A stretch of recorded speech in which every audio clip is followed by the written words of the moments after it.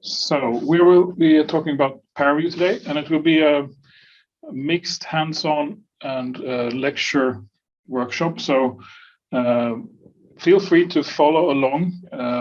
Open up your ParaView application, either on our Aurora system or locally. It doesn't matter as long as you have the dataset files available. It should be possible to follow along. So let's see here. So this is a very loose schedule. As I'm the first time doing this, I'm a bit uncertain how long things will take. But I will start off with how you get started with Aurora, how you start ParaView on Aurora. And then I will, when you have everything set up, I will continue on and explain the origins of ParaView, and then also go through three very simple, not so very large data set, but they explain how to visualize scalar, vector, and terrain data. For the third part, I will explain shortly how to create data that you can use with ParaView using a Python toolkit called PyVTK that can create the data files with the different supported data types of ParaView as well. And then, if everything goes well and there is time over, I have managed to get some data sets available for you that you can work with. And those will be kind of very open assignments where you will give a data set, and using some of the tools I have given you in the first part of the lectures, you can work with these data sets and see if you can manage to get some interesting findings from those data sets. You will give us some hints on which kind of tools to use. So let's go on with how you. I know that some of you have applied for accounts, and hopefully these will work on Aurora as well. So I will show you how you can start ParaView on the Aurora resource. So let's go over to the screen here. I will switch to live desktop as well. But here is a short overview of where you can find it. So this is the Lunark HPC desktop. And let's see if I can highlight something here. So in the top menu here, you have applications. And then you have the menu called Application on Demand. And then you have a post-processing menu, and then you have ParaView 591. So then you start it, and then we'll go to the desktop now. So this is my live desktop on Aurora. So I will open here Application on Demand, Post-Processing, and 591 here. And what happens now is that you will get a small dialog box where you can enter how long you want to use this application. So when you're using this desktop, ParaView will be running on a backend server. And you need to tell how long you want to use it. So for this, I can say you can use it for 6 hours, select on demand, press start.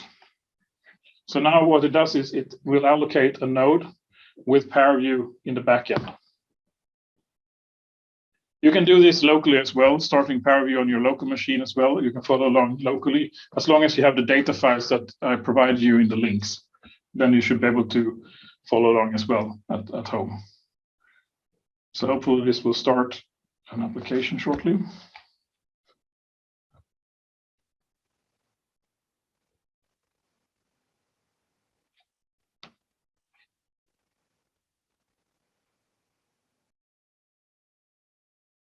So now you can see ParaView coming up. So to continue, of course, you should have something. Should have the ParaView application on your screen, full screen here. So I will give you a couple of minutes to get prepared to get an application ParaView up and running, and then I will continue explaining how ParaView works.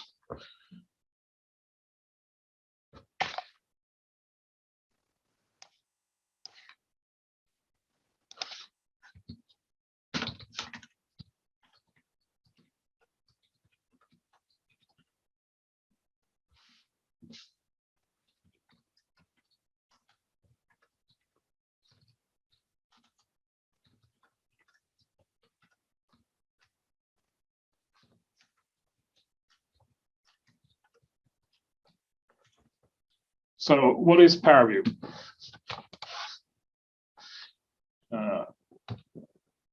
So it's an open source scalable visualization application.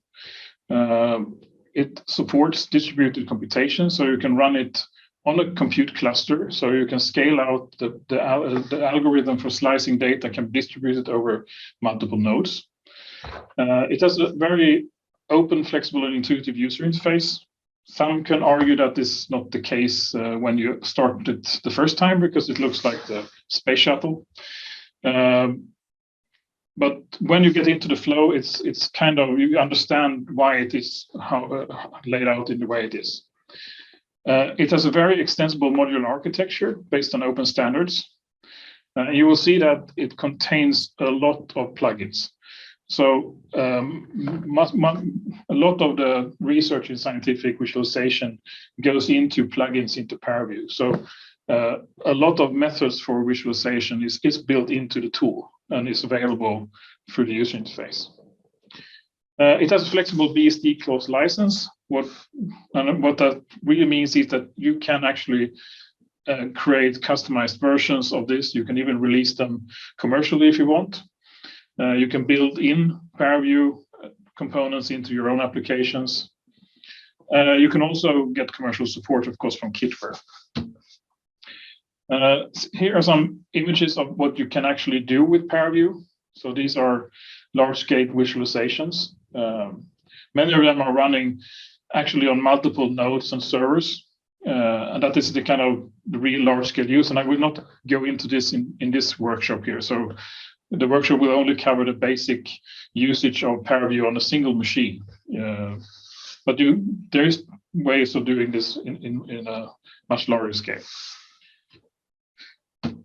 Yeah, it's used a lot. It has been downloaded hundreds of thousands of times every year. It has got awards, several awards. So it's a very established product, and it's very popular. And it's also, as I said before, it's very scalable. It can scale to, I think these are old numbers now, and I think it can scale to even larger data structures now than is given here. But it's because it's also a parallel application. You can run it on multiple nodes to do analysis on large data sets, and they can communicate together. They can even do the rendering of the visualization over multiple nodes. So the architecture of ParaView is built on a toolkit called VTK, which stands for Visualization Toolkit. It's the foundation of the ParaView application itself.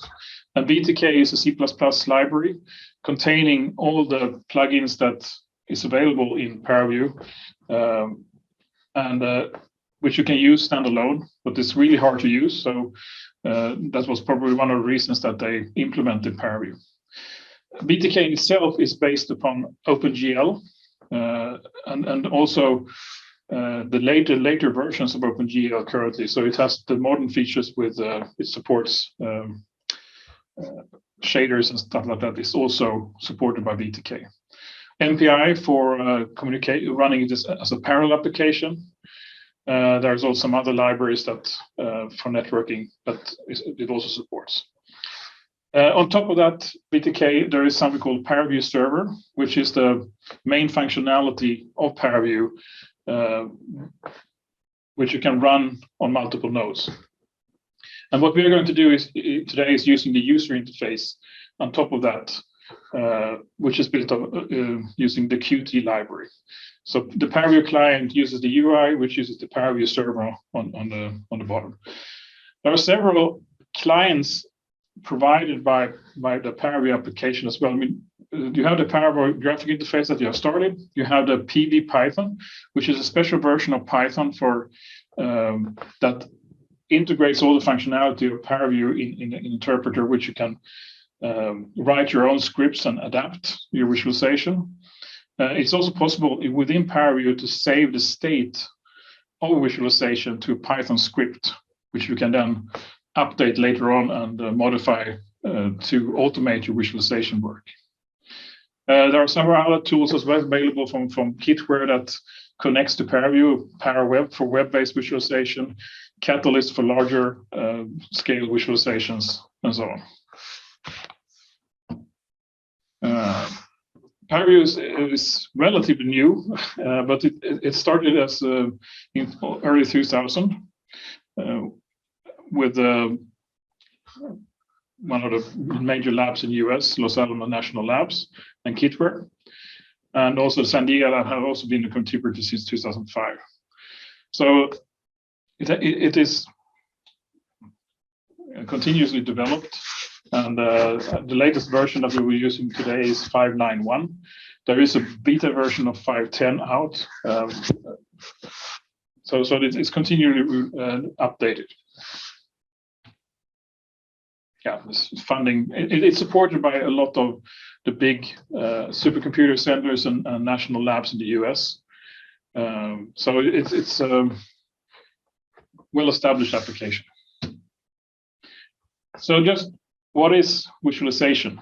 So I think this is a very good picture that illustrates the idea, is that when you have run your simulation codes, you end up, or if you have done data has been produced from an instrument, scientific instrument of some kind, you have a lot of numerical data in databases, text files that you need to kind of make sense of.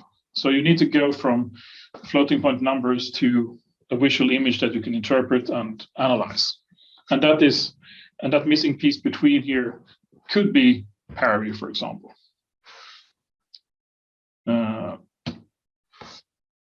ParaView supports a lot of different data types to visualize. So a lot of the scientific data is stored in different structured data types, or unstructured for that matter as well. The ones that are shown on the screen here are the ones that are supported by ParaView. So you have the standard rectilinear grid data that is uniformly spaced. There's also a non-uniform rectilinear data grid. You can have curvilinear data structures. It also supports polygonal data. That is like normal meshes from finite element simulations, for example. This comes as a polygonal data. There's also, you can have completely unstructured grids as well that is composed of different kind of elements that you can mix and match. And there are some other multi-block areas as well, but these are the major ones that we'll be looking into today. There's a lot of more information on ParaView from their website, paraview.org. A lot of great tutorials to go through, and also the webpage and the mailing list. So I will go back to mine.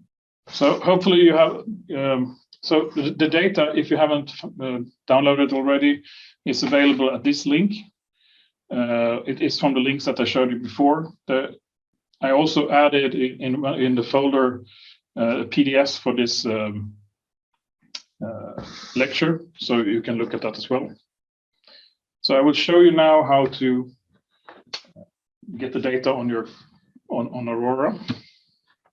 So you open a Firefox browser, and then you go to this link here, bit.ly SNIC ParaView data, and then you click download here. Then to download, I think the easiest way is to download the zip file, and then extract that zip file, and then open it. It will create a directory called ParaView Workshop, and it should contain several files here. And the files we're working it's from Mike Bailey from Oregon State University.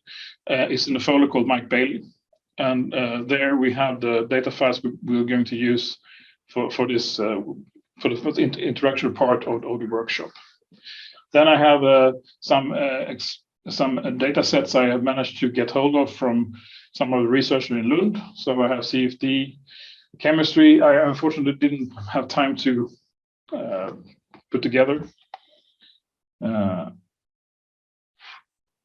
I have a question here: how to transfer NumPy files or HDF5 files to the data format that ParaView can read.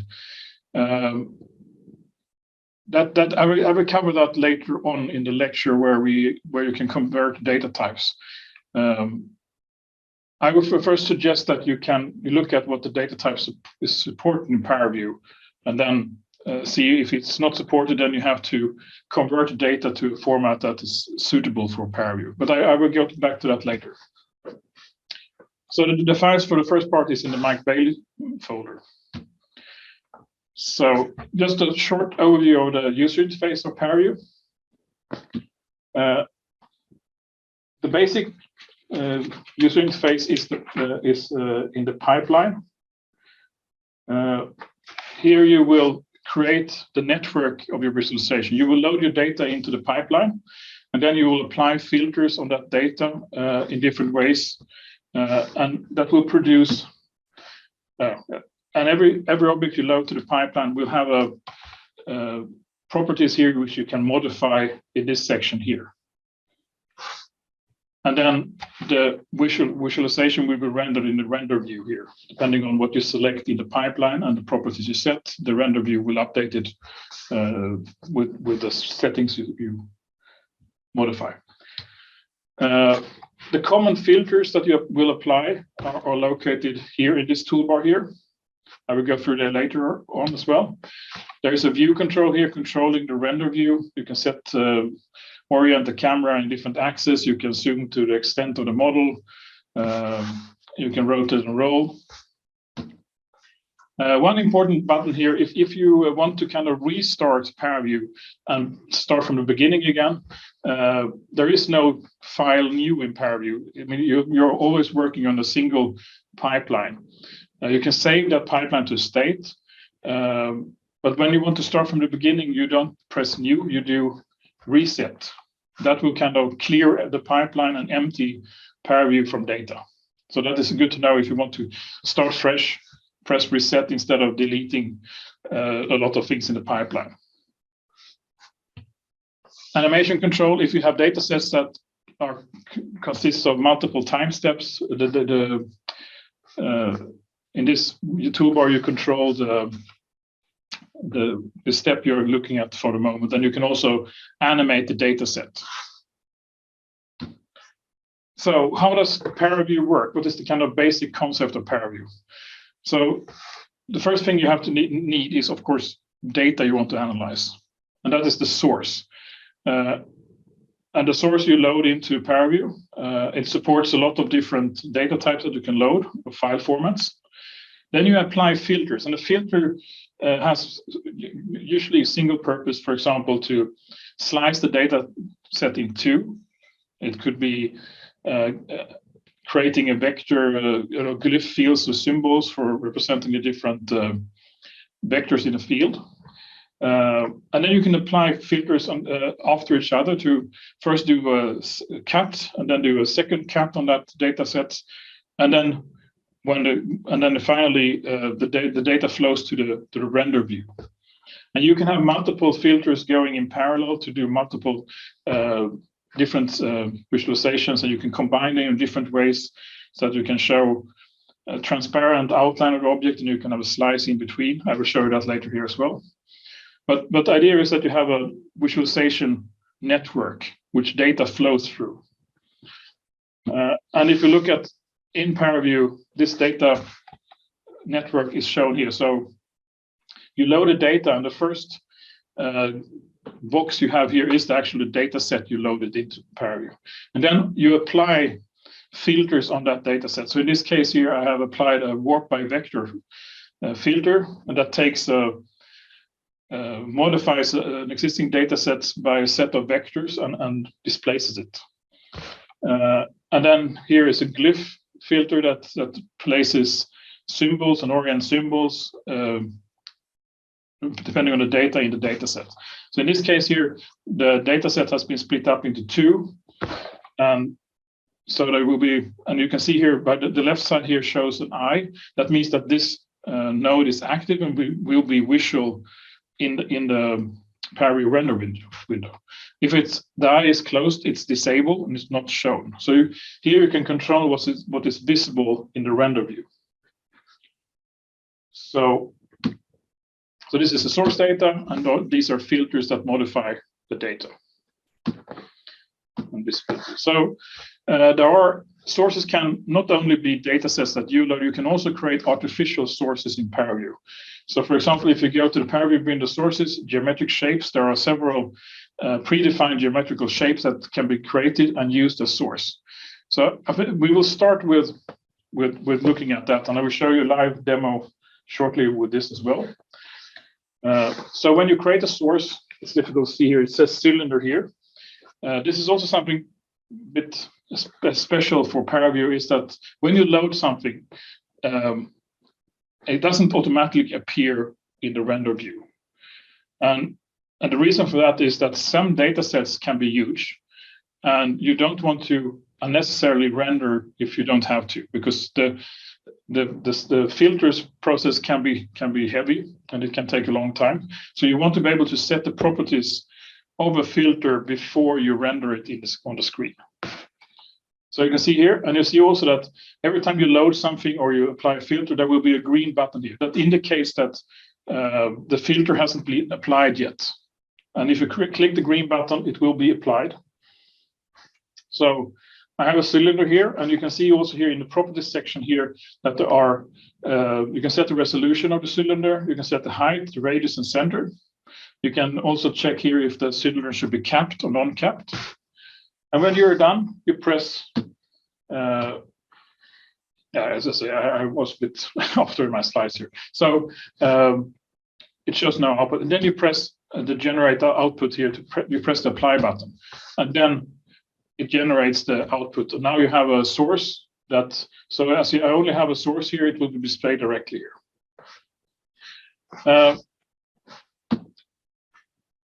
So if you have data sets that are fairly small, you can enable auto apply. There is a button on the top of the ParaView window. This looks like this. This means auto apply. That means that every time you change a parameter, the visualization will update. So for smaller data sets, that can be quite interactive and interesting to use. I will suggest that we wait with that and just keep it off for the moment. So how do you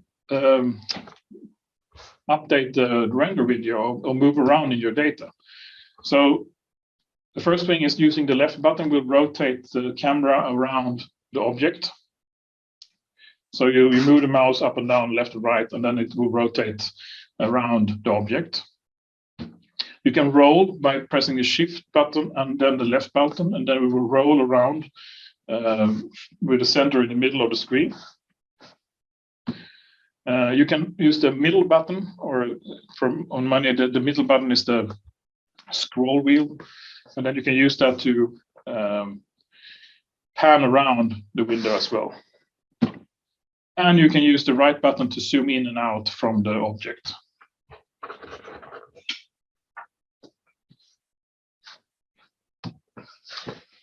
So as I said before, the left side, you have the properties window where you can set different properties. And for the cylinder, you have the height, radius, and center. And that can change depending on the object that you have in the pipeline. And you set the things here, and then you can press apply, and then it will be updated. So for example, here I have set the resolution of 24. That means that there will be 24 sides on the cylinder. I changed the height to 2, and I unchecked the capping thing here. And you can see now here that it's the resolution of the cylinder is much higher, and you also see that the caps have been taken off from both sides. You can also set the coloring, and we will go more through coloring later on. So you can color an object with a solid color, for example, like this. Then you can press edit, and you can just select the color, and then you can color your objects in the visualization here. So later on, we will color the objects depending on fields instead of just a solid color. You can also change the appearance of the shading of the objects. So there are two major ones that affect the appearance of the object. That is in the styling and lighting properties. There is opacity that controls the transparency of an object, and there is lighting that controls how shiny an object will be, how blank and reflective it will be. So it can be useful to create a more nice visualization, and also specular can sometimes be good to show details of a structure or data set in better ways than a normal matte shading would do. You can also apply axis to the objects here. So axis grid here will add an axis object on top of the, so you can see the dimensions of the object that you're studying. You can also add titles to the axis and many different things here.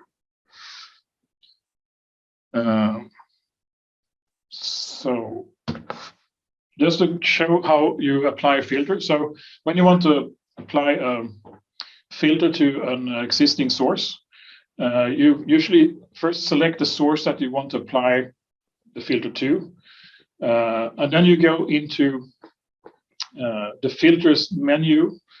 And I usually, because the filters, there's a huge set of filters. I will show you that shortly, available to you, and it's sometimes very hard to find. So the first item in the menu is search.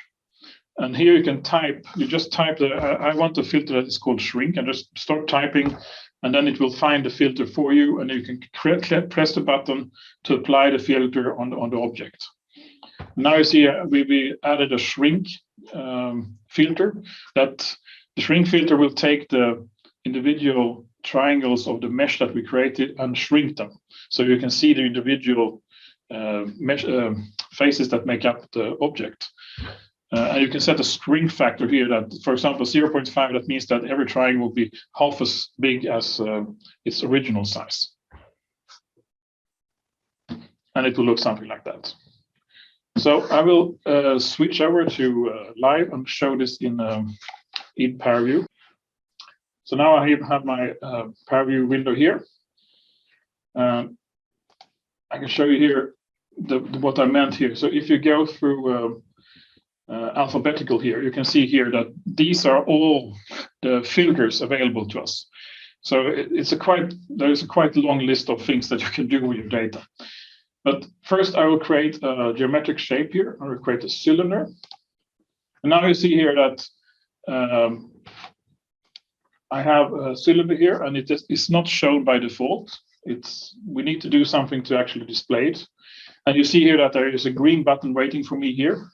But I will do change the height to 2, and I think I will increase the resolution to 29 like this. I will keep the capping here, press apply, and now you see here I have my very first cylinder in ParaView, and I can move with the mouse here, and with the left button I can rotate around here, up and down, left and right. And if I press Shift, I can rotate around. And if I press the right button, I can zoom in. If I press Shift and left button, Shift and the middle button, I can pan around here like this. If I'm lost, I can always press the button here, Reset, and it will kind of center around the object again and put it in the middle. I can set a solid color here. So I press solid color, and then I can set, I will make a red cylinder here like this. Now it's red. I could add my specular highlights to the object here, so it's more plasticky like this. So by default, ParaView will set up a scene with lights around it. So that's why you see these reflections here in the object. You can even, I think you can see here the light source here reflecting in the top cap here. So next we will apply a filter. So filters are here, and I pressed search here, and I wanted a shrink filter, so I type shrink like this. I click on shrink. Now you see nothing happens again because it waits for us to do something. And I set the shrink to 0.8 here, press apply. And now you see it divided up our object here. It shrank the faces of the object. You can also see here now that every object has its own color set. So the cylinder now has the red color. So if you want to have another color on the green, on the cylinder that is shrank, we can do that. We press edit here and we can set the green color here. And you can have separate properties for this as well. So I can go in here and put specular here. So we get the shiny shrank cylinder. Opacity controls the transparency of the object. So I can make it a bit transparent like this. So I can see through. You can also notice here in the top here that when I apply the filter, the cylinder source, the eye left of the cylinder became closed again. And it does that every time you apply a filter, it will kind of disable or make the previous source invisible. But there is no reason for you to. You can actually turn this on again, so you can have both objects visible at the same time. The problem here is that now they are exactly the same size, so they're kind of interfering with each other here. You can solve that as well, but we'll come to that later. You can put a transform here to scale one of the objects as well. So I would challenge you now to do the same thing. So you can do. I will do reset here now, and you will now have a couple of minutes to do exercise here. So I want you to create a yellow sphere with a radius of 3 and a resolution theta and pi of 32. And then I want you to make the sphere really shiny as well. And then apply a shrink filter of a factor 0.8. And then color the shrink sphere green. And it should, of course, also be very shiny. So I will give you a couple of minutes here to, let's see, 10 minutes here, and you can work on this.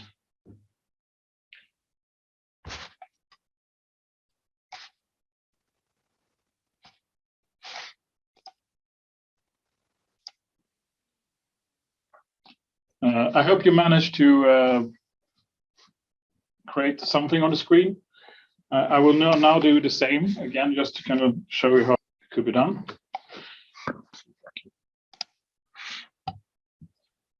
So I have this screen again here, and I will do a source. I will create geometric shape, a sphere like this. I will do radius 3, 32, 32 like this. Apply.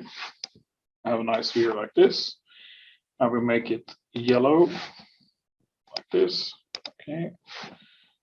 And make it shiny here. You can see all the spotlights that are shining into the sphere. So, okay. And then I want to do a shrink. So I go to the filters and I do search. And then I will type here, filter, search, shrink. And then I will do, what did I say here? Factor 0.8. You can, of course, type the number here as well using the keyboard. Like this, and you see here that you can see all the faces of the sphere, and then I can do set the color here again to, so we want it to be green.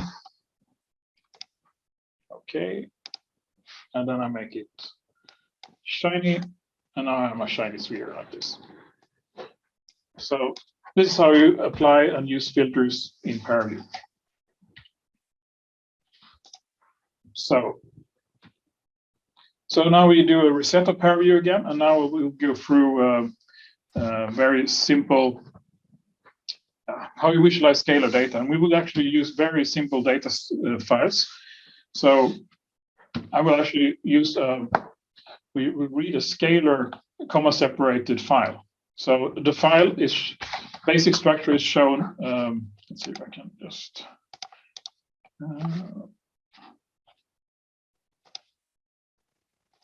so this is the format here. So it's the first 3 columns are X, Y, Z coordinates. And then we have another column here containing a value of each coordinate. So it's a grid. It's 32 by 32 by 32, and every point has a value S connected to its coordinate.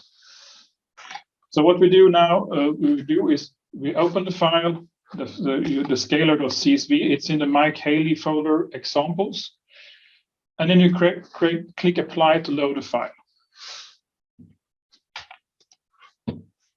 And you can see when you loaded it in ParaView, it will show you a grid here like an Excel sheet. The problem is that we don't want to show it in Excel sheet. We want it to have be a very nice visualization of a grid. So we need to convert this data structure to a grid. And there is a filter that can take this structure and convert that to a grid. That is called a table to structure grid. Very obvious filter, but it takes a table and creates a grid from that.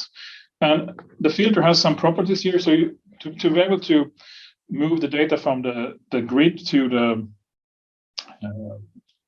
from the CSV data sheet to a grid, we need to know something about it. And we provide here that we have coordinates going from 0 to 31, 0 to 31, and 0 to 31.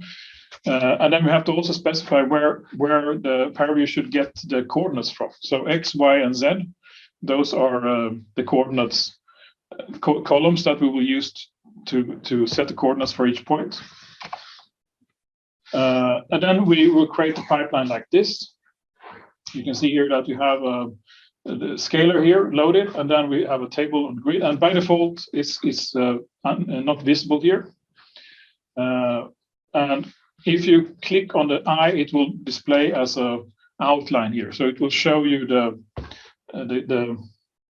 outline of the data, but not the data itself. And you can see here that ParaView is very careful about displaying data because data could be really large. So the displaying outline can help you out moving around and getting a correct view. And then we can change, for example, to a Gaussian point Gaussian display. So you click on the representation and change to point Gaussian, and you will see all the points as small spheres in the data. You can also quickly change, so you can color the data. By default, it uses solid color for everything. If you want to color, you have to select the field that you want to color your data with. So you go to coloring and you click S here.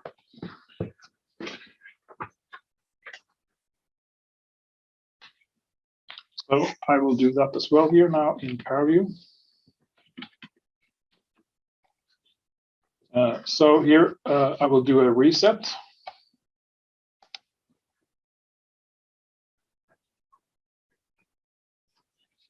And then I will do open here. I will go to ParaView workshop. And in example, there should be a scalar CSV. So, okay. And now you get a question here, there are 2 plugins that can read CSV files. So you have to select one of them. So I select CSV reader, which is the default. And here you can see you can control some of the parameters here, for example, which delimiter you have. And other things here, but we do apply here and trust that it will work directly. And you can see here that it displays the values as an Excel sheet. We are also interested in showing this. I'm closing this view here, and now I go up to filters here and do a search, and I table to structured grid. So okay, and now you see here this property window here. We have 0, 0, 0, 0. So that is not. We need to fill in here 0 to 31, 0 to 31, 0 to 31. So usually when you have data like this, you know the structure, so you can fill it in. So the data here is from 0 to 32. So there are 32 points here in this.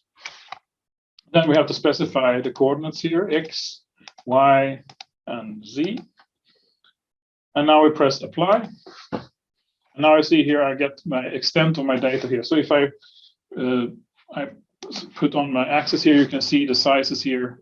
It goes from 0 to -1 to -1 here. So it's a kind of cube from -1 to 1 in all dimensions.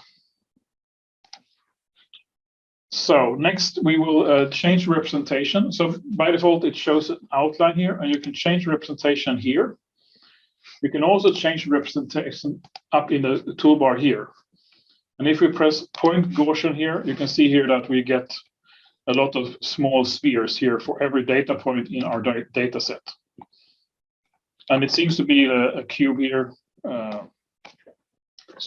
And also we can color the data here. So instead of having a solid color, we can change it to using the S column in the data set. So like this. And now you can see here that there is actually, so the spheres are now colored by the value in the data set. You can also see the scale here on the right side here going from 0 to 170. So this is how you can get in data. So next we will want to change the color scale, for example. In your properties section here, you had an edit here, and if you click edit here, you can see you get the right pane here that defines the color scale. And here you can change the parameters. So the top part here is the controls the transparency transfer function. That is used when you do volume rendering, which we'll come to later. The bottom part here is for controlling the color scale, the data transfer scale for coloring the data as well. You can also so I don't go too far. You can change the color scale by pressing the heart here. That brings up a menu here where you can select different color scales. This shows some of the default ones, but you can also see here that there are categories here. You can have linear here; those are going from one color to another. You have diverging, where you have a color in the middle, and then you have diverging colors on left and right.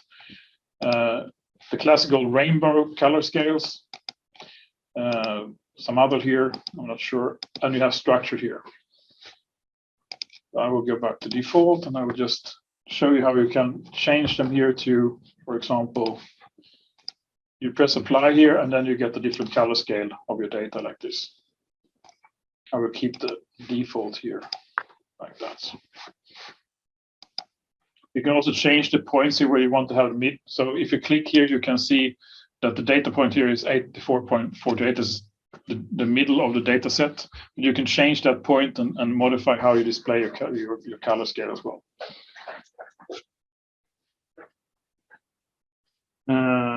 You can also change the legend of the color scales here. There is a button here on the left side of the properties with it's really hard to see, but there is an E. If you click that one, you can edit the legend of the color scale, and you should click on the gear box to get more options here. And one thing we can do if we don't want to have scientific notation in our legend, we can change that by. You can see here that automatic label format. We can change this here using it's the same syntax as printf in C or in Python. So I can change here to have one decimal point, and instead of G, I have F as fixed form. And also for the range labels, I do the same thing. I put an F here, apply, and you can see here now I get a bit better color scale here with numbers that you can read. Now, a lot of other things you can control here. You can change the title here to my values. And you can see here that it changes there. But let's keep S here to not be confused. Like that. Okay. So you can rotate as well. So let's go through some more filters here we can use. So I'll get back to my.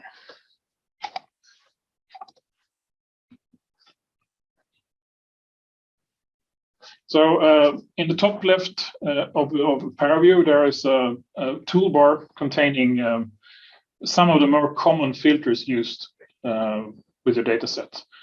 So from the left, there is something called a calculator, and it's really a very versatile filter that you can use to create expression that will create fields based on existing fields in your data. Sometimes, for example, you have data sets containing vector data in 3 columns, and ParaView by default doesn't know how to handle it. It needs to know that the field is a vector field. And in this case, you can use the calculator to actually combine that to a vector field. You can also duplicate data sets to when this network executes, some of the data will be consumed, and then you need to copy them and create another versions of the data. And you can use the calculator to do that. Another common filter is the contour filter that will create, for 3D data, it will create surfaces, isosurfaces at certain levels. If it's 2D data, it will create contour lines. It can also create contour lines on 3D data. We'll come into that later as well. You have clip that clips the data at a certain point. Basically, you're cutting it in half, and you can look inside something. Then you can use clip. You can do slice that will create a slice plane that basically just shows you a plane with the data on that plane. Threshold is also a very good filter that can be used to remove data that you don't want to look at and only display data in a certain range. Subset can extract a subgrid of your existing grid.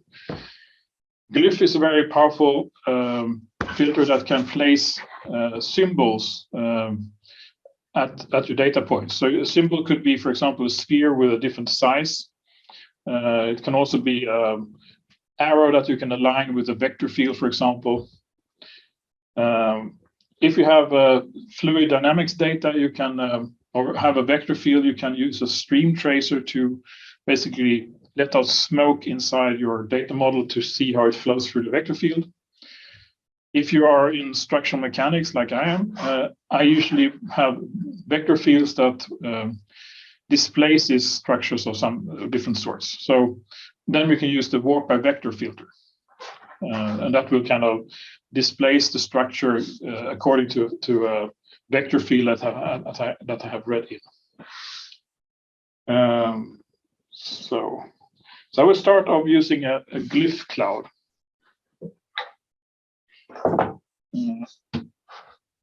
So a glyph cloud is basically places objects in your data points, and it can do it by default. It kind of doesn't display data points in every point you have your data. You can have large data sets, and you sometimes if you place glyphs on every data point, you can't see any data.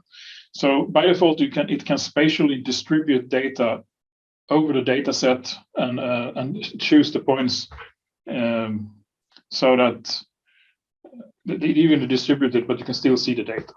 So in this case here, I have we only have scalar data now, so we have a sphere that we place at each point, and then you can see you can orient it. So if you have a vector field, you can have a vector that orients the glyph according to the vector. You can scale here. For example, you can scale the spheres according to the scalar values, for example. And you can have a manual scale factor that scales your spheres so that you can see them. And then glyph mode here, uniform spatial distribution. Here you can set display all values or display only 5,000 of your values.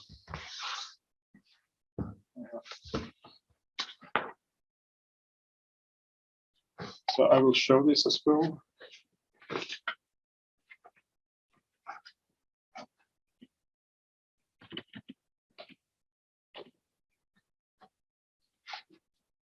So I zoom out a bit here, and I will do change representation now to outline for this one. And I will add a filter here, the glyph filter here. I can create a directly here by pressing this button here. Orientation we will skip because I don't have any data for that, but we have a scale array. And you can have a scale factor that is the global scaling on top of the ones that provides from the S thing here. And we'll use a uniform spatial distribution here to distribute the points in the glyph space here. So let's press apply. And these were a bit large, I think. And I think we should have a sphere source here as well. Okay, a bit large again. There is a trick you can do here. If you don't know the exact size, you can do an auto, press the arrows here, and it will auto scale the scale factor. Okay, so now it's a bit better. So now you see here that we scale according to the values in here. So basically, if you don't have the scale array here, no scale array, you can see all the value. I have to scale it up a bit here so we can see them. Now you see all values here, but so all spheres are the same, but colored according to the value. And if we have a scale array, it will scale the spheres according to the values as well. So, and then here you can also see if I do no scaling here. If I do uniform here, I do all points here. You basically get the same results as with the point Gaussian representation. You can have also every third point here, for example, or you have uniform like this that we had before here. So I will always say, okay, I display 1,000 points of all of my points here, press apply. You can see it distributes the points evenly in the cube. Or press 5,000 here, apply. And now you see. So I will let you experiment a couple of minutes with this. So just a couple of minutes here, just see if you can load a data set and do the same things I did, and experiment with the data points, the parameters and properties.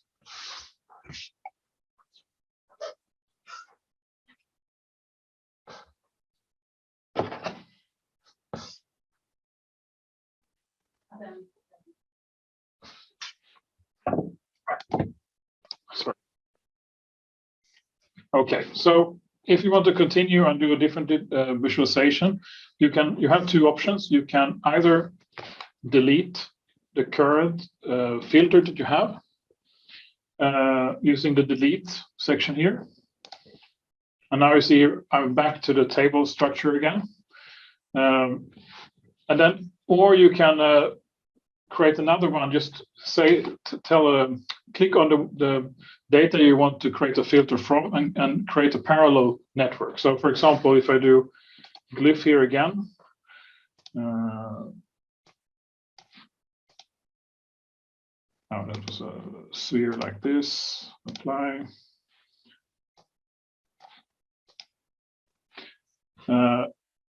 If I want to do another one in the same structure, I can just click on the table structure grid, and then I do, let's see what threshold here on that one, and then I can do, let's see here if I put threshold. So threshold is a filter that selects data in a data set. So I can say I want minimum 55 and maximum 121, and then I can apply it here. And the problem is now that we have glyph is still visible, so I have to click on disable that and make it invisible here again. So now I only have threshold, and you can see the data here is selected here in the grid, and then I can do another glyph. Oh, sorry, I can do a glyph on the threshold here. So like this. And we scale it down a bit here and press apply.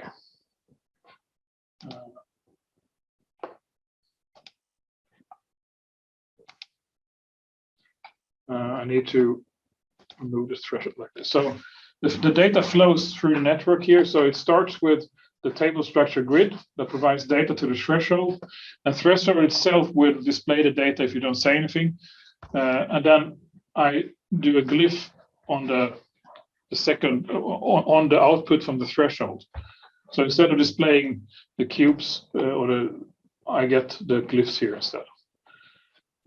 So if I change here, I can do a bit more data here. Apply again. You see here it sorts out the data and displays only the data that is in that criteria.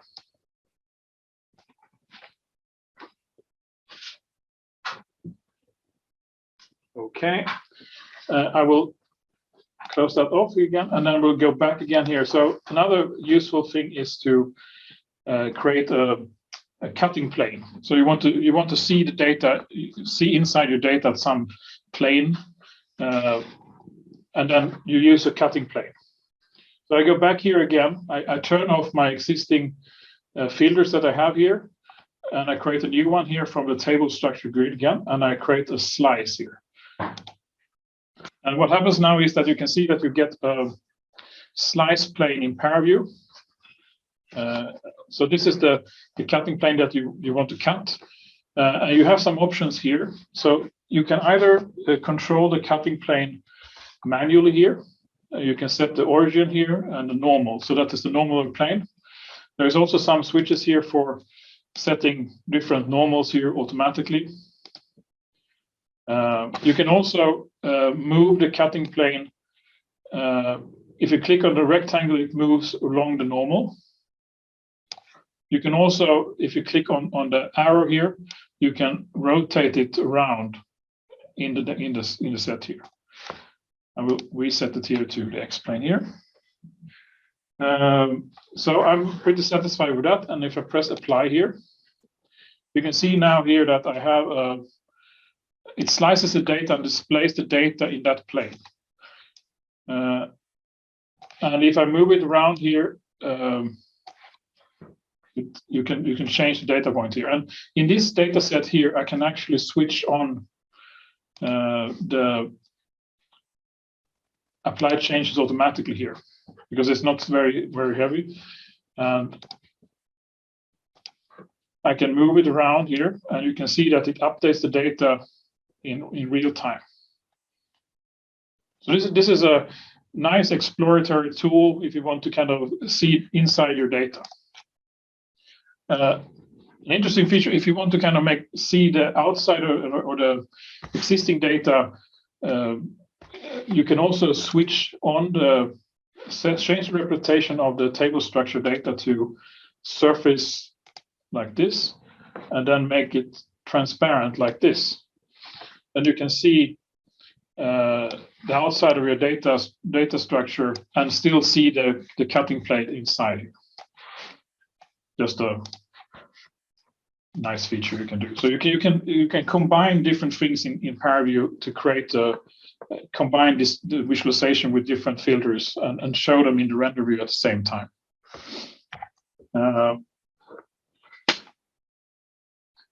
You can also do another interesting. So if I have a slice here and I want to display that as instead of displaying it as a continuous field of colors, perhaps I want to show contour lines in that cutting plane. So what I can do then is I can add a contour filter on top of that. And here you can see here that I have a, sorry.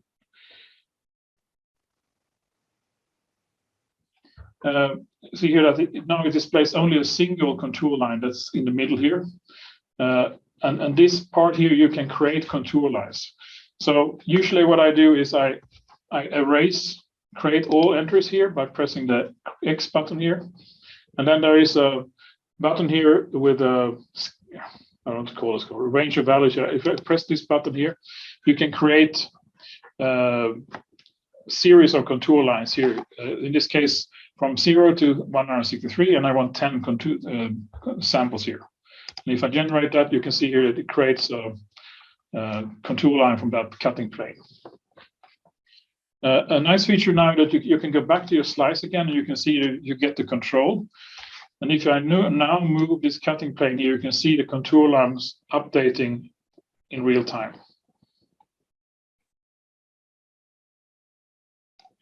It's also possible to change the appearance of the contour lines. They are a bit thin now.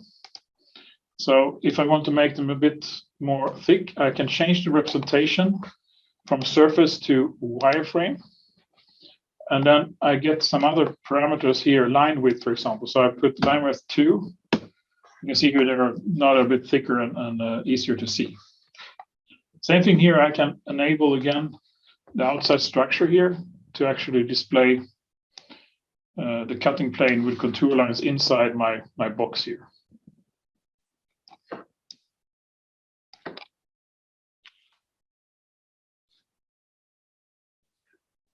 So that was contour lines. So this data set is three-dimensional, and it could be useful also to display contour surfaces of the data. So that is also something we can do. So we can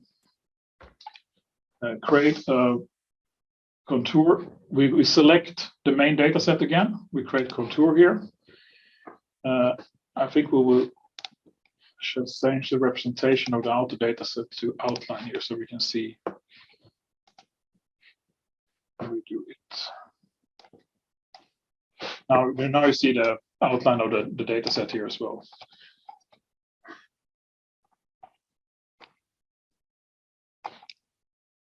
But now you see that we have a really dull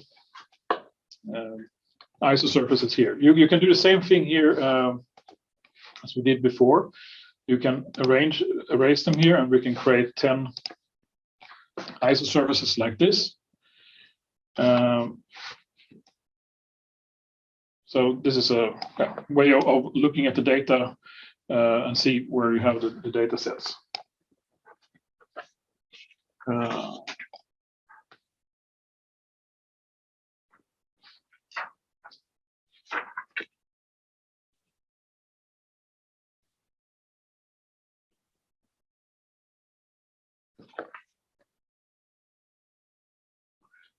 Yeah, you can also, of course, these isosurfaces can be.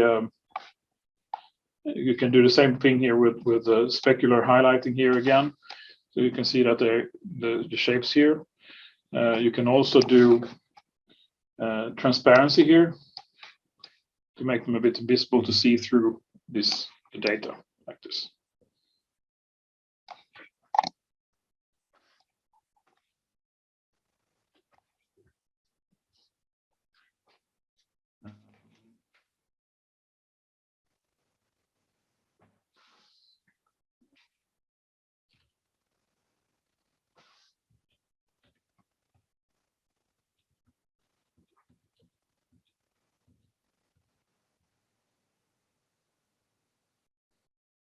Yeah, now I already did this, so I'm a bit, so I think we skip this exercise.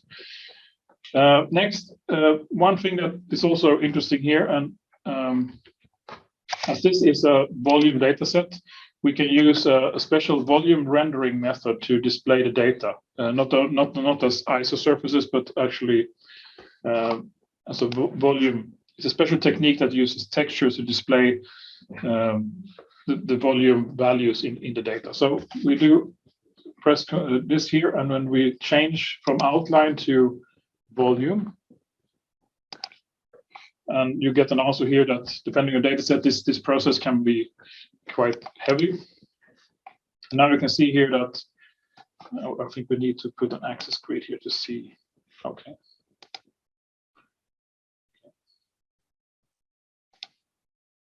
I think there are some graphical bugs here in the remote. Okay, so we skip that.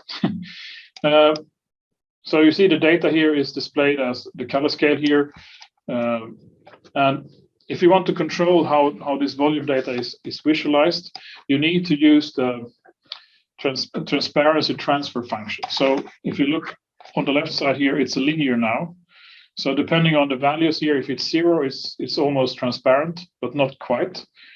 You can see if you can add points to this the transfer function here, and here you can see here if I go up, it's non-transparent. If I go down here, you can see that certain parts become transparent, and then if you go 0 here, you can actually like threshold remove things that you don't want to see. You can also do like more ramps here to get a more solid appearance of the volume set. Or if you want to see a certain part of it, you can create a step function here. Just click here, one more. Okay. Now I messed up my transfer function here. But you get the point here. You can move it around.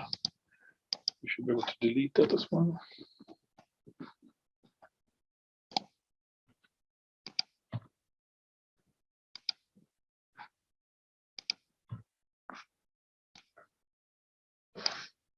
You can see here you can move around and select different things in the data set. The volume visualization is quite powerful. However, it requires you to have quite good texturing hardware in your computer. We have some nodes on Aurora that have not as powerful texture engines. Now I'm running on a bit more powerful node that can do this more easily. But if you're running at home, you need to have a reasonably good graphics card in your computer to do this. So there is also another way of displaying. Instead of ISO surface, you can do ISO volumes. So let's see here if I switch to outline here again, like that. And then I go up into filters here and I do ISO volume. So ISO volume is like a threshold function, but it creates a smooth volume of that data that is within those limits. So you can see here, now we have a ISO volume, and you can see minimum is 0 and maximum is the maximum data we have in our data set. So we can do the same thing here. We can change the minimum here and change the maximum. Let's see if we carve it out, it should be, you can see you get holes in it here as well.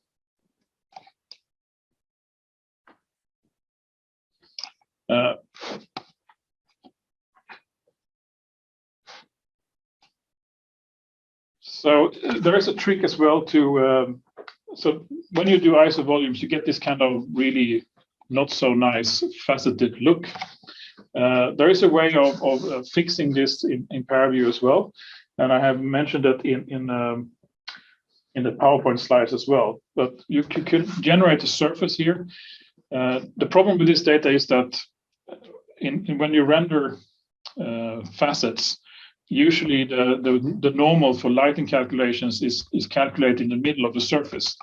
And to create a smooth surface, you need to create lighting normals that are in each vertex point instead. And you can do that, but you have to first create a surface. So I select the ISO volume, I go to filters, I do I think surface, extract surface, like this. That doesn't change any appearance first. Now you need to generate this special vectors to make it smooth. So you go up and apply another filter that is called generate surface normals. And now you see that the data is smooth, and you can apply our famous shininess again to our model here again. So now I got a shiny ISO volume.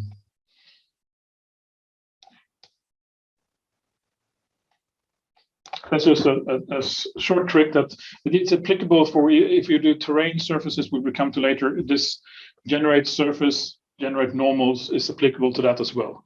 Because usually when you read in data, you get this faceted look of the data. And if you want to get smoother data, you can use this trick to generate more smooth surfaces. I think we should have a, let's see here, a 10-minute break here to get some coffee, water, or whatever, and then we'll continue later on. So I will stop the recording here and we'll get back in 10 minutes.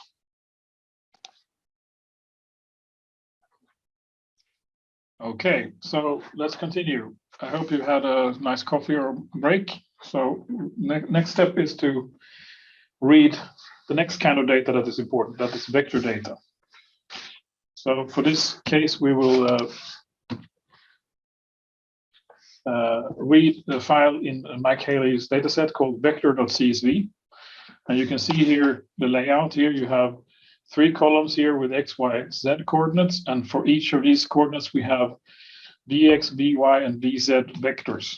So 3 components for each coordinate. So let's see here. I will go back to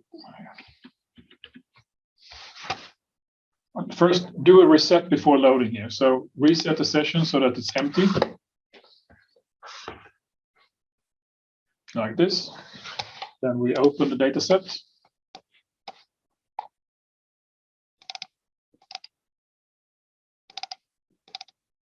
There should be a vector CSV. Just select the default one again and press OK. Now you see here you get the same data representation here in the Excel sheet. We close that one. We can accept the defaults here.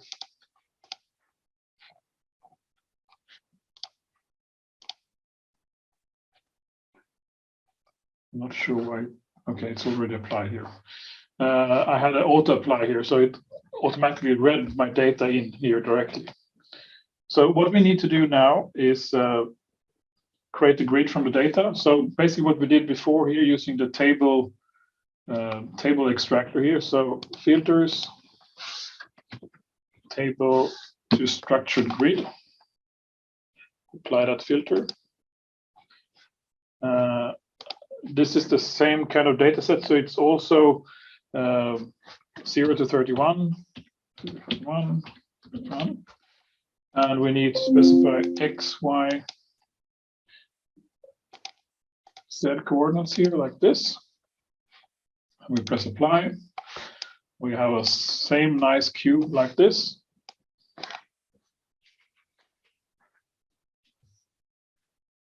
We have one problem now. If we look here in our data set here, we have vector components now that are separate. So we have Vx, Vy, and Vz. And that is not an ideal solution if we want to visualize vectors. So we need to do something about that. So we need to combine these columns into a vector field. And we need to use the calculator now, the calculator filter, to actually combine the vectors together. So we click on the calculator, add that to our filter chain. And then here you can see here in the calculator, we have a result array, and we will call that V. So the result after the calculator is that you get a new field that you can use in your visualization. And we need to combine that with existing data. So in the bottom here, you can see that you have scalars here. You can select the scalar fields. And if you have vector fields, those are shown here. You can see the coordinates are already recognized as a vector field. So we need to combine. So we start with Vx. And there are 3 special variable names that you can use in the calculator to create the vector field. So I hat, j hat, and k hat, those are unit vectors. So if we do Vx times I hat plus Vy times j hat plus Vz times k hat, that will create a vector field from these scalar fields. So by using these, because I hat is a unit vector, multiplying that with Vx will create a vector from that. So we click apply, and it seems to have been working. So first thing we will do is visualize these vectors using the glyph filter. So now you see here we are on the calculator, and we apply a glyph filter to this output here. And we will use an arrow here to visualize the vector. An orientation array. So it already identified that there is a vector field called B, which is not used. So we can use that directly here. You can scale your vectors depending on the vector field. So the vectors can be scaled according to their magnitude, like this. And output, you can create a scale factor here as well. And the same thing applies as before. You can spatially distribute these vectors in your data set if you have a lot of them. If you have a lot of data points, you probably don't want to visualize every data point. You can uniformly distribute the points you want to sample. So let's see what happens if we do apply here. You can see here that we have a nice vector field in this data cube here. So, and you can see here, if I change the magnitude, I can make them larger.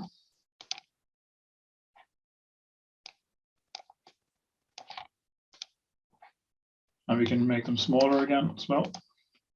We can also, so if we don't scale them, we can have them all the same. No scale array, apply. And now you see here that you have a uniformly, every vector is the same size. It's only oriented depending on the vector field. Press scale here again, apply.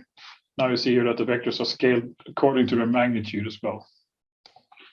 You can, of course, here, all points here will display vectors in every point, and that is probably not useful. It's difficult to see what it means. So we keep the same as we had before, like this. We can also color according to the vector. So if we do set the coloring to V here, you can see it colors according to the magnitude of the vector. So the largest magnitude of vectors is red, and you can see that here as well.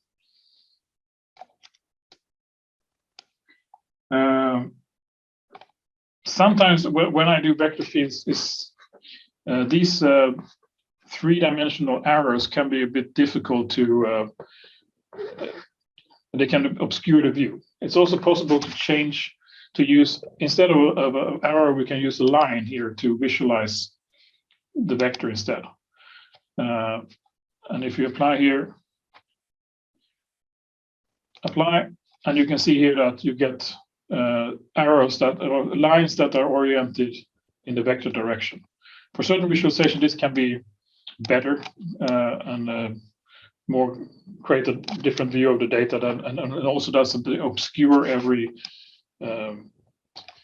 obscure other vectors here. It's also, when you're using three-dimensional glyphs, they can be quite heavy on the graphics card as well, especially if you have thousands of them. You can also visualize the flow of a vector field. So basically, you can use release smoke into the vector field and then display where the smoke goes. So if we turn off the glyph here and we select the calculator again, so we are back to the pure vector field, we can use something called a stream tracer to release particles into the vector field and see where they go. So if you click that one, by default, it uses a line to release the particles. And by just testing, we can see what happens when we do that. Didn't do anything.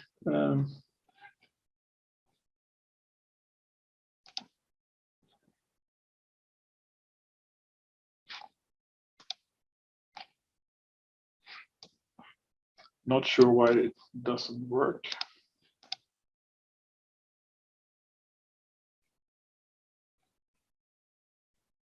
Okay, we skip that. We do point cloud, which we should have used instead. So the point cloud is a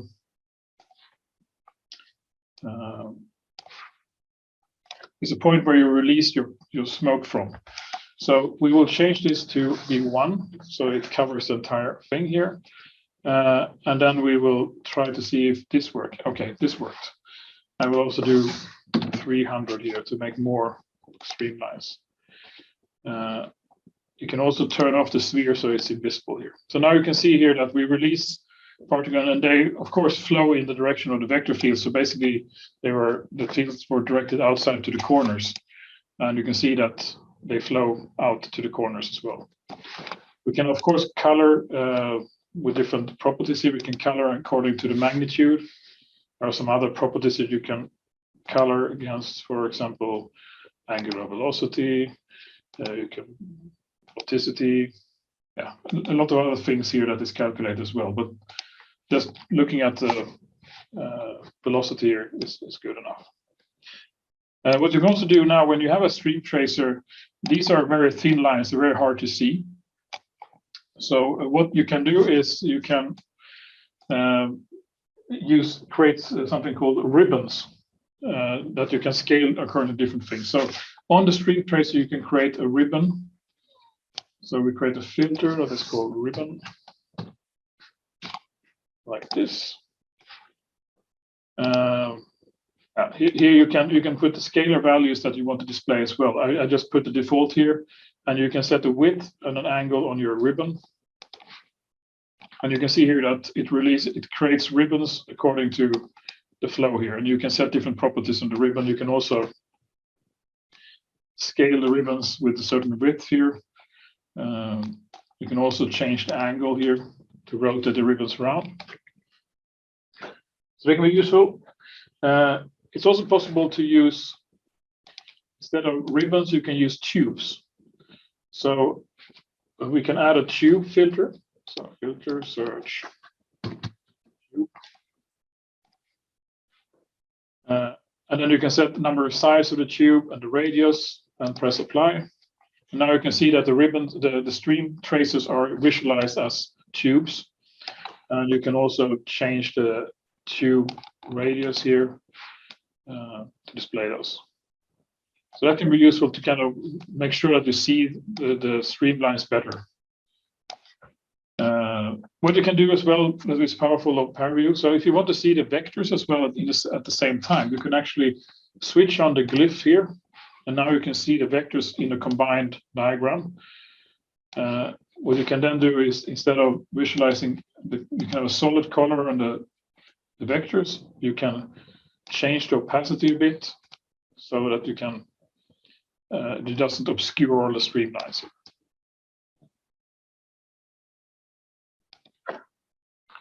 So that is vector data. We will reset our ParaView again.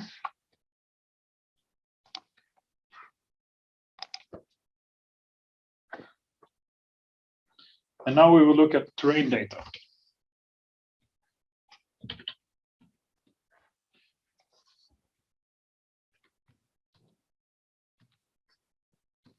So terrain data is usually made up, it's a two-dimensional grid where you have elevation data that you want to displace the surface with. So there is a terrain.csv file, and it has X, Y, and elevation data. Sorry, it's X, Y, and Z, and then you have longitude, latitude, elevation here. So we want to plot that and create a nice terrain model here. So let's go back here. We will open data here and go to examples, terrain. And then we will have, we will need to convert, same thing as we have to convert to a grid from the CSV data. So we do filters, table. Sorry, I haven't read it in yet. Apply. We close the spreadsheet. We apply a filter.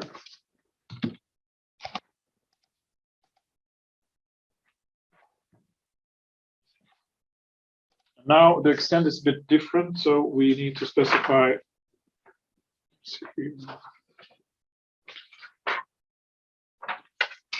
It should be. I have to look it up in my notes.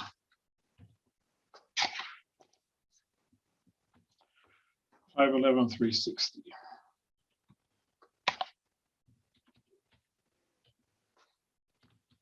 Now we don't specify anything on the Z direction here. So this is a two-dimensional grid from 0 to 511, 0 to 360, and then we put this coordinate here, and this Z will be elevation like this.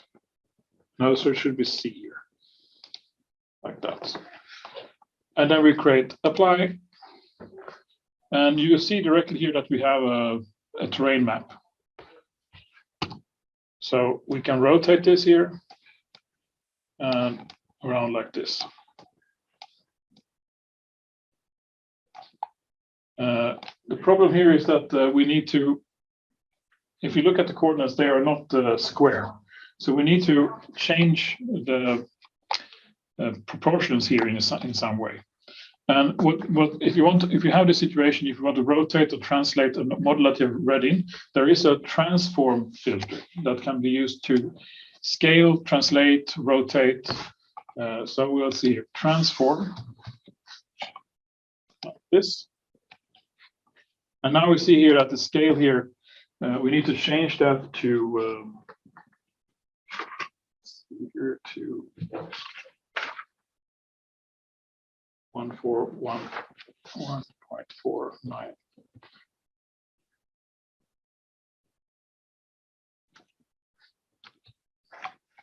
Like this. Turn that on, that one, and then we do apply. And now you see, now it's the correct proportions here.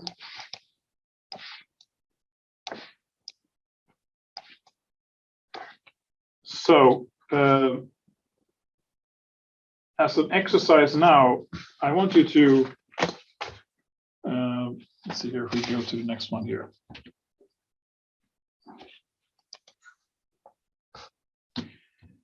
I want you to add a color scale for the elevation and add contour lines to the terrain and visualize them as black lines.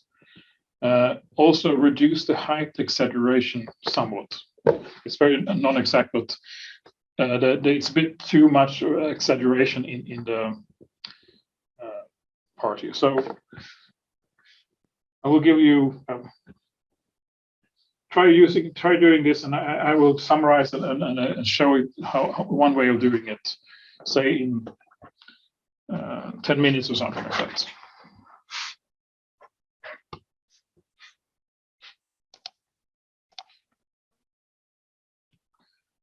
So let's go back to our ParaView here. So I have my data set here. The color scale for the terrain is very easy to do. You select color here and select elevation. And now you can see here that we have elevation data applied to our terrain. If we want to apply contour lines to this thing here, we can rotate it in a nice way. We'll zoom in a bit here. We can do a contour set here. So we do contour. We erase the value range here, create a new one here. So let's say we do 20 contour lines here. And then we do generate. And we do apply. Okay, so now you got contour lines here, but now our terrain disappeared. So we want to see the contour lines in the same way, same time as our terrain. So we have to turn on our terrain again. But now you can see that the contour lines here are a bit weak. You don't see them. So we are not interested in coloring them the same values as the elevation. So we have a solid color on them. No, oh, sorry. I selected the wrong property here. We color them with a solid color, and we do a solid color, perhaps black here, like that. So now you can see you have created a terrain map here with solid contour lines here that you can use for as a map when you're running in a train or something. And also you can change, for example, the color scale of the let's see here, we do another color scale, for example, something like this. Looks kind of more like a train. So that was terrain. Next part here, I will show you how to get data into ParaView. So ParaView by default, if you look at open here and you select supported file formats, there is a lot of file formats supported in ParaView. So before generating your own data, check if you can in your tools or simulation tools export in a format that can be handled by ParaView. Then it will save you a lot of work. But if you can't, and you have your own color, for example, you need to figure out a different way to do this. So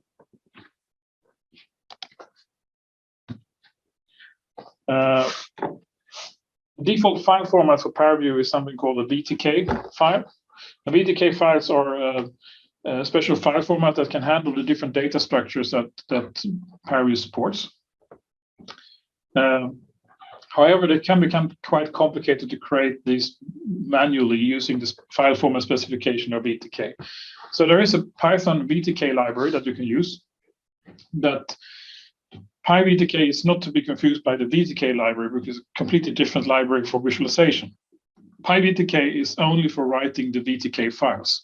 So it's a very lightweight library that you can use to integrate in most of Python application. It doesn't have any dependencies either, so it's very easy to use. So I will open, there is a notebook here that you can open. It's located here at this position here. So I will just wait for you to open it before I continue.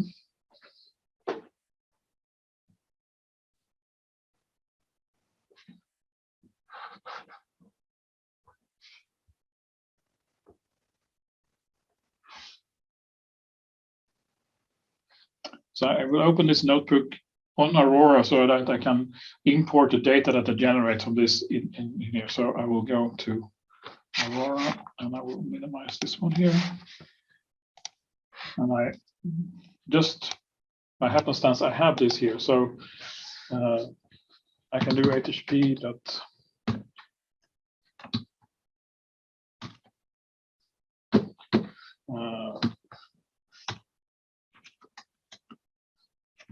Called ParaView PyVTK.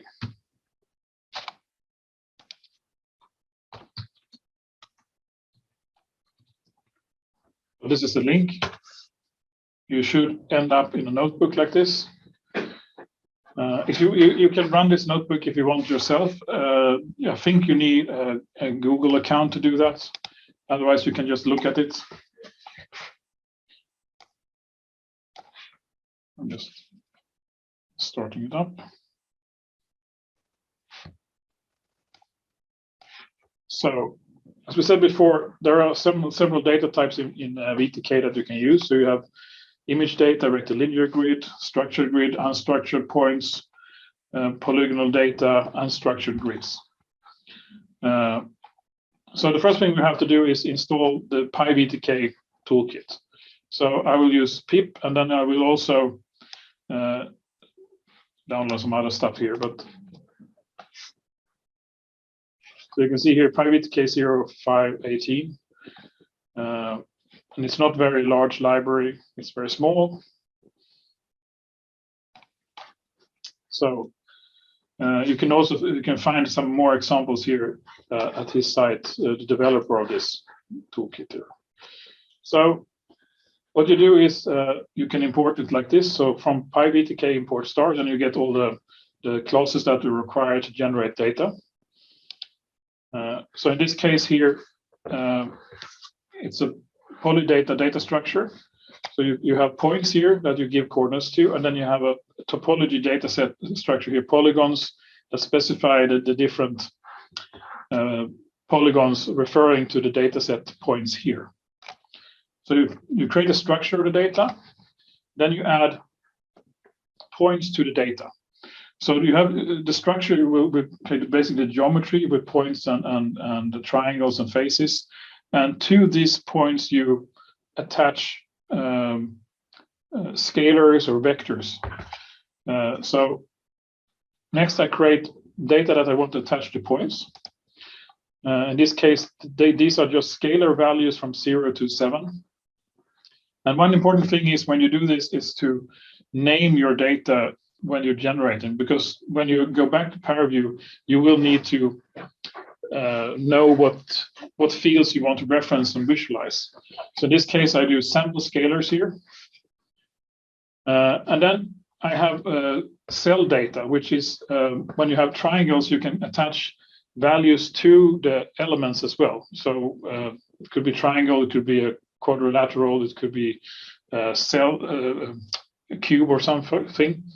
It works in the same way as for point data. You can add, in this case, I add scalars to them. I add normals here, and I add field data, but other things that you can add. So attach these and create this data structure.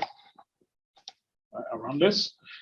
Finally, when you're done with your data structure and your data, you combine that together into a VTK data object where you add structure, point data, and cell data. And you can write, VTK files can be both binary and also ASCII. So if you want to have ASCII file, you do VTK to file and you give a name, and then you give a second parameter that is ASCII. And then we'll write the VTK file example1.vtk. And if you put binary, it will create a binary file called example1b for binary here. So let's run that.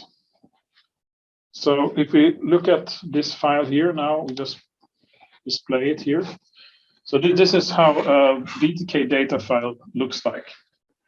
So you have a header here, and you have ASCII, dataset polydata. You have points here, which you specify. You have polygons here with the topology. You have cell data, normals.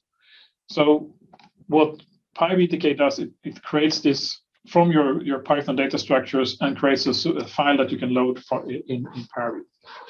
So what I do now, I will load this file, download it from the web here, and save the file. I will save it in the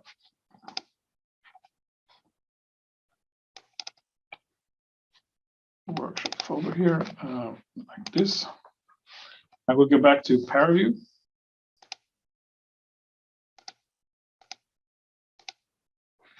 I will do a reset.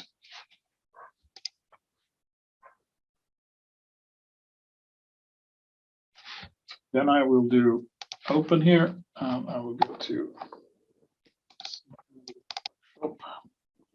You see here I have an example1.vtk here, which I load, and I click apply here.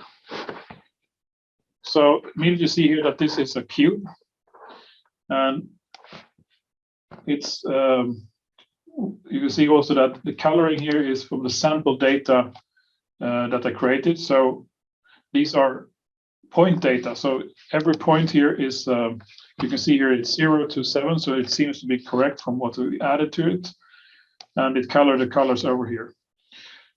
You can also change the coloring to cell IDs. So this is the numbers of the different faces here.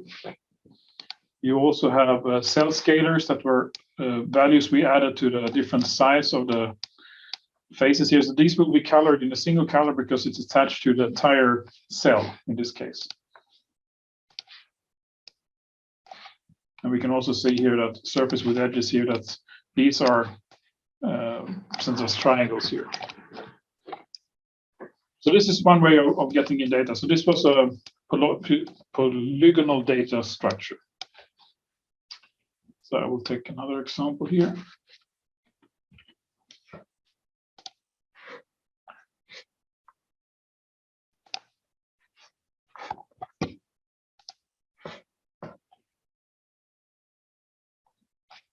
You can also have structured points. It's very similar to what we did in the CSV data, that we have a gridded data on a grid. And in this case, we here we create the VTK data directly here, structured points 3 by 4 by 6, and then we just provide the scalars flowing over this one here. So this determines the grid size 3 by 4 by 6, and these are the values that we attach to each point in the grid. So we download, we should have sample 2 here, which we download.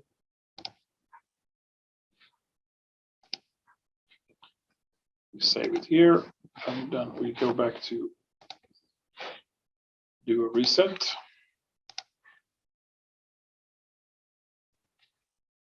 We open up here, and we do. Now, there is ParaView has if you name your files 1, 2, 3, 4, 5, 6, 7, it will actually load all these files by default together as a time-based data set. So every file will be one time step in your file. So it's very easy to do the animation here. If you create a lot of VTK files for each one time step, it can load all of them together. But in this case, it's just by chance that I called the second file example 2. So I have to kind of make sure I don't load both of them at the same time. So apply. And we do surface with edges here. So you can see here we have 1, 2, 3, 4, 1, 2, 3, 1, 2, 3, 4, 5, 6. And that is what we had in our data set here. So now we have a solid color, but we can color with the scalars here. So here we didn't give a name of the scalar field. So then PyVTK will name them by default as a scalar 0 to how many data sets you provide. So in this case here, you can see here that we have it's colored depending on the things that we provide here. So it's from 0 to 50, which I think was the points here. So this is a structured grid that we read in from our own generated PyVTK file.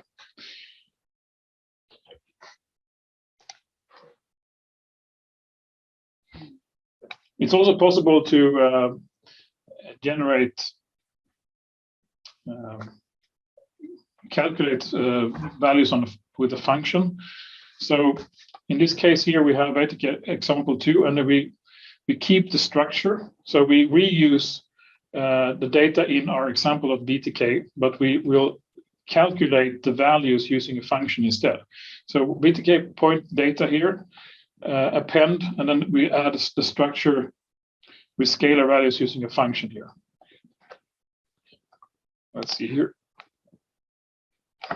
Then we get an example 2 file here, and we should have that shortly. There, download that one. Save it. We do a reset here again. Now we should have the structure of the example 2 file, but with the data that we provided here. So it generated a new file from the old one with different data at the nodes.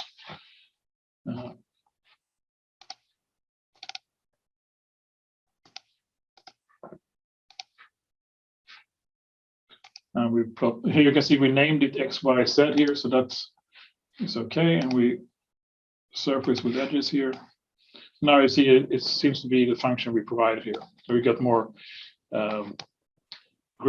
gradual value changes here from nodes in the grid.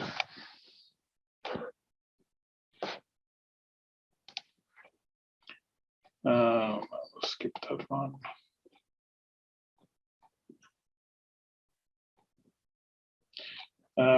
You can look at the other ones. They are basically the same examples as the previous one in different ways. What I wanted to show you finally is the unstructured grid that you can create as well. So in this case, we have a set of points, we have a set of vectors, and then we can create an unstructured grid here and specify all the kinds of structure that you can, primitives that you can create here. So we can create hexahedrons here from these indexes, tetrahedron, polygonal data, triangle strip, quad, triangle, line, vertex. So basically, in an unstructured grid, you can create anything, anywhere. And also point data here. We attach vectors to our just a scalar range here to these, and then we create example 3 here. So let's run this example here, like that. And we go back to ParaView and we do a reset.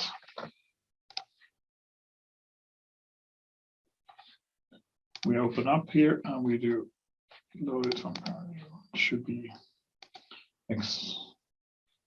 Oh, I didn't download it. Sorry, go back.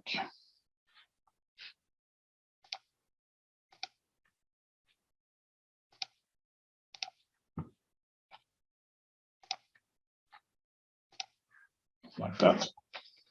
Then we open our example 3. Apply. It looks kind of strange here, but it's kind of a collection of everything here. So if we do a surface with edges here, or we do a wireframe perhaps. So here you can see the different structures here. We have triangles, we have lines, and we have points. And we also have, each of them have values that we attach to each point. I think we also have vectors attached here. So we could do, for example, a glyph here, and we just orientation vectors like this, just to visualize that we have vector data as well in this unstructured grid. So unstructured grid is something that you will use if you are in finite elements and you have meshes that don't have a regular. They're unstructured. Each element is separate. There is no connectivity information, and so that is, you can read them directly in here as well.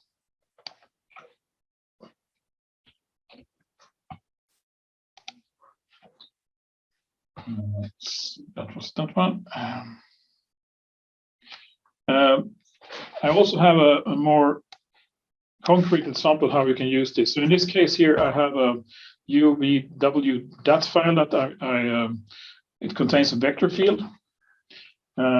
It's a text data, and the first 2 rows of this is a header file. Just download it here. You can see here that you have this part of the file here is something that is we need to skip. You can see here the structure of the grid is 96 by 65 by 48. We have X, Y, Z information. We have a UVW vector attached to each point. So how do we read this in here? So now we use NumPy to load the data from the text file. So in this case, we load everything to an array X, Y, Z, UVW, and we tell NumPy to skip 2 rows because the first row doesn't contain any information for a grid. So and next we extract the points. So the points are the first 3 columns. The vectors are the next 3 columns. And here is one of the disadvantages of PyVTK. It currently doesn't support NumPy arrays. So before we can convert data, we need to convert them to lists. So this could be if you have large data, this could be takes some RAM memory to do. Then we create point data. So we attach vectors here to the points, and then we create a structured grid here using the structure we see in the header file here. So 96 by 65 by 48. We attach the points here, and we attach the point data to this. And then we create a UVW.vtk file here. So let's run this.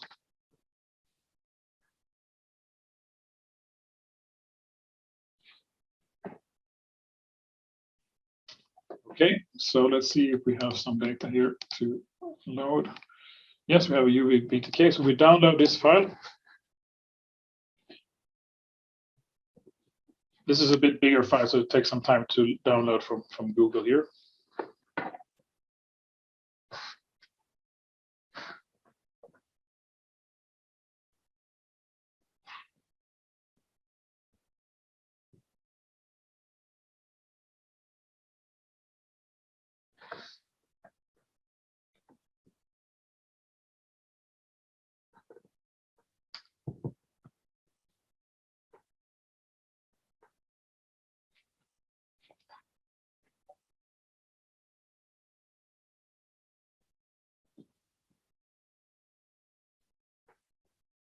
You could probably have used the CSV reader in ParaView as well to do the same kind of operations here. But this is when I got some of your data that was provided for me for the real data sets, I needed to do some conversions because I got math files, for example, with topology, and I had to convert it to, and then I used the PyVTK to actually write the VTK files for reading them in.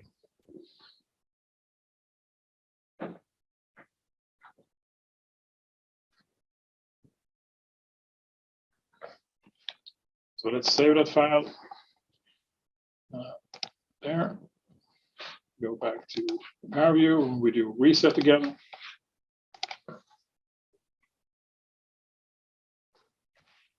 And then we open, and there should be UV VTK file. So let's open that.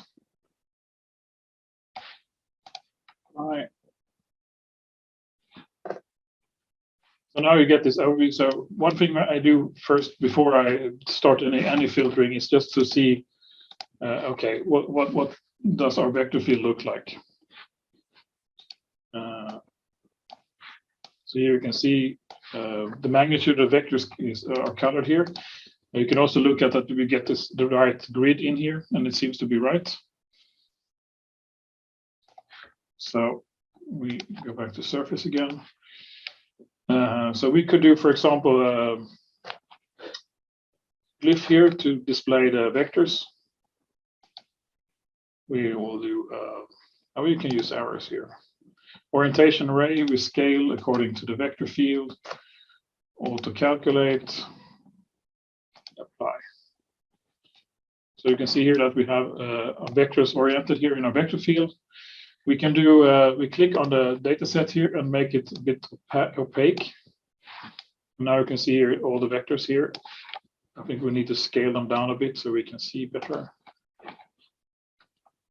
Oh, sorry, there.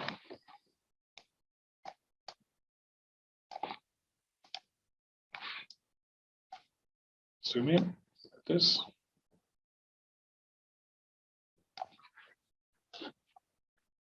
We can also do a flow field, for example. So we do stream tracer, and then we turn off our vectors here.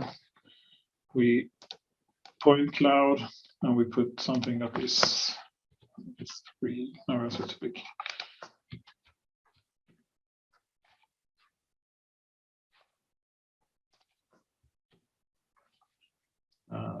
Like this. And then we, let's see, 300 streamlines, apply. So we get streamlines here in our data set. We can apply, make it more attractive by creating a tube filter to this. That, and we apply, oh, a bit too much. So we went from Python, reading the data in from Python, converting it into a VTK file, and then reading it into ParaView. That is, and then we go back to here again. The final example here is we have a binary file called Colorado elevation bit. It's something I found on the web, and it's binary, and it has a header of 268 bytes. So it's a binary file. So now we need to kind of read that file and skip 268. So we do open the file, we seek to 268, and then we read use NumPy again to read the data from the file. And we know from the documentation that the file is unsigned bytes. So basically values from 0 to 255. And then we know also that the data is 400 by 400 in a two-dimensional grid. So we use NumPy to reshape it into a grid. We just verify that it seems to be okay here. So we display it, and then we create a point data set here where we attach the scalars, and then we tell VTK that this is a structured point array with 400 by 400, attach our points, and write to an elevation file here. So let's see what we get. Okay, I see. Okay, let's see. I have to download it as well. And now we run it again. And now we should have elevation VTK, which we download.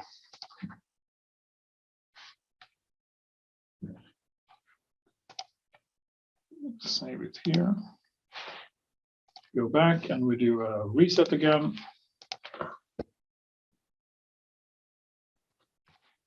We open, we go into ParaView. There should be an elevation there. Fine. And if we look at, I think the notebook also showed. So I just read it in, and that could be a good idea to just verify that we read the data correctly. So now we have our two-dimensional image here, and now ParaView thinks that this is a two-dimensional image, and we want to work with this in 3D. So we need to switch to 3D view, and let's get smaller. So you see here we have a plane surface here, and of course we would like to have an elevation view of this as well. So we need to warp this image based on the elevation data, and there is a filter for that. So we go into filter and we do warp by scalar. So we will use the scalar values in the field to warp the mesh here. So it already selected scalars too. We will see what happens if we. This was too much, so we will do scale it down a bit more here, like this. Now we have the same situation here. We have really ugly data here. We have faces that have normal vectors in the triangle. So we need to modify this. So we do the same operations as we did as I did before, creating a generating a surface and then creating a normal vectors to that. So filters, generate surface, extract surface, and then I will generate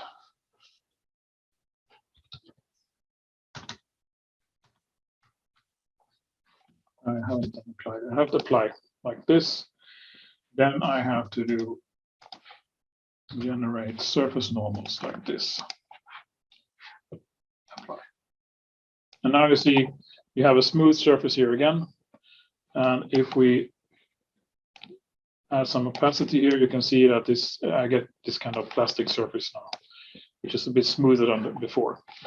And of course, I can change the color scale on this one as well to get the data. So now I went from a very boring binary file to something that is nice to look at and you can analyze visually. So I think that was the here. I think I will go through shortly and leave you with the. I think we don't have so much time to work on the real data, but you have the access to the data files, and I will just briefly go through what it is.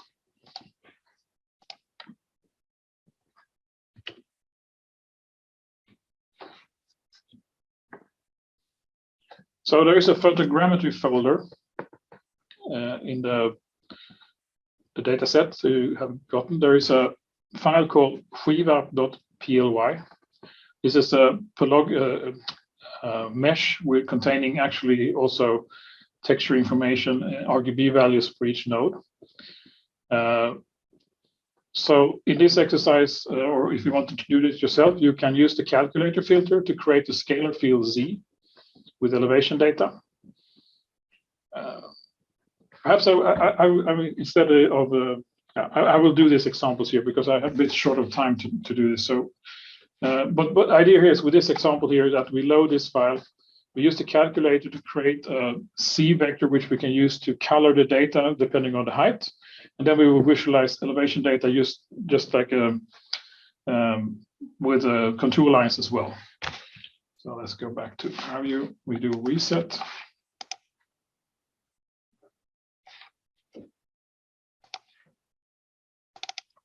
So you can find these data sets here. So in photogrammetry, this data set is generated from drone photography. So I flew with a drone in a motocross track in Sweden and generated a surface mesh of the area. So let's see here, we apply. It's a quite large data set. So it's over 10 million triangles. So you can see here. So now the thing is that the colors here are, if you load it in the other software, you will get the colors of the environment here, but it's colored here by RGB now, so it's a bit strange. So what we need to do now is actually create a calculator, and we will create a C vector here, and we will just copy that from chord C, like that, and we will apply. So now it will calculate. So we've colored the data here with the elevation, the height. So in this case, it's from 31 meters to 79 meters in height. And we can rotate around here and look at the data here. And we will change the color scale here to rainbow, like this. And of course, we can add a contour to this as well. So we will remove this, add here. And now I want to, let's see, we have contours from 30 to 80. And I want to have, this is 51. So now I will have steps that are in whole integers here. So 30, 31. So every 1 meter, I will have a contour line. And right. Apply. Now we get the same effect again here. Now probably the train will disappear.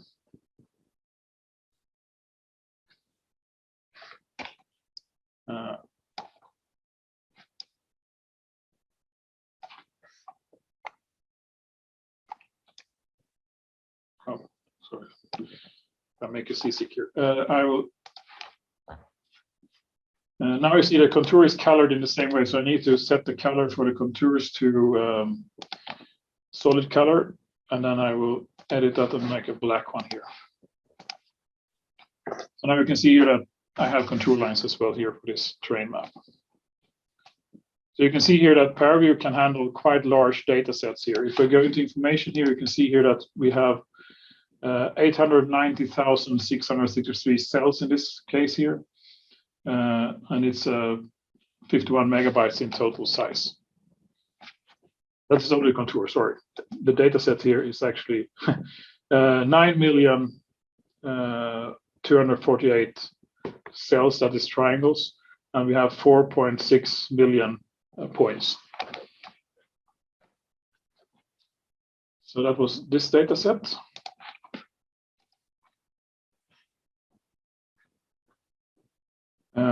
So for structural mechanics, I also have a data set. I think there was, Benjamin probably has some idea. I can say if it's correct or not, but here I extracted the data and every mode of the data. So here I actually have 200 modes here for each deflection mode of the beam. And I can load them in a single go by selecting the group here. So now it will load every mode. And this is a beam here. And we can see the surface with edges here. So you can see all the elements of the beam. And if you move through here, so now if I colored here for displacement, I can color the displacement vector field here. And if I move around, you can see it changes here. But usually we want to kind of displace the model as well. So what we can do then is use the warp filter and use the displacement vector field here and calculate scale factor. I think I need to move it small here. Apply. And now I took the vector field and deformed the structure. So what I can do now is I can step through the different modes here like this.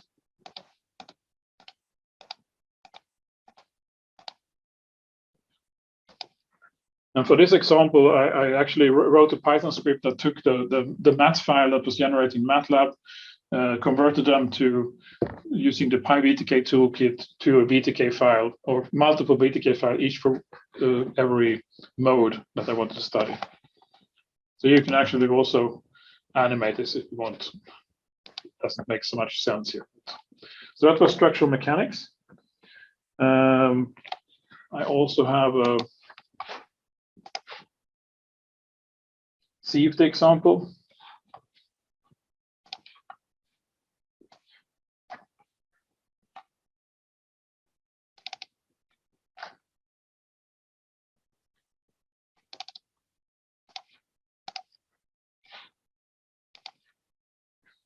So this is approximately, I think it's 1 gigabyte of data. So it's actually a bit smaller than they use it, that they're doing usually simulation, but it's so now we can look at the vector field here. You can see there are vectors here inside. There's magnitude of vectors shown here. And what we can do now is we can make this a bit opaque. And then we create stream tracer here for point cloud. And then we do 500 streams.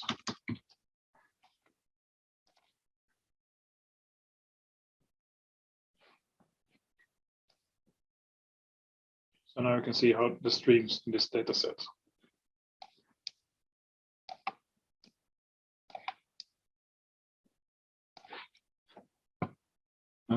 Yes.